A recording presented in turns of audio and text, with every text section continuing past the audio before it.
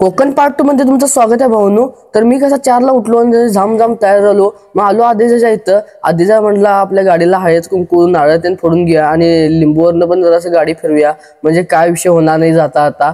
तसं काय होईत नाही, कारण घाट असतात वळणं असतात म्हटल्यावरती गाडी केव्हा पण काय होते स्लिप होऊ शकतं, म्हणून पहिला म्हटलं।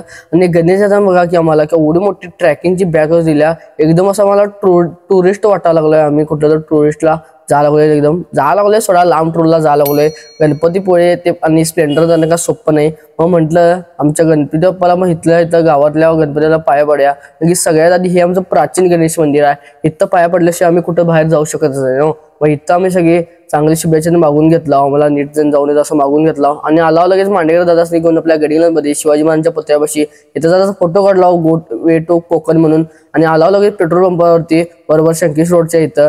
आणि पेट्रोलचा आकडा बघा की दांडगा लांब गेला की दणकाच पेट्रोल बरोबर 500 घातले आणि पेट्रोलचा आकडा बघा कुठं लांब गेला।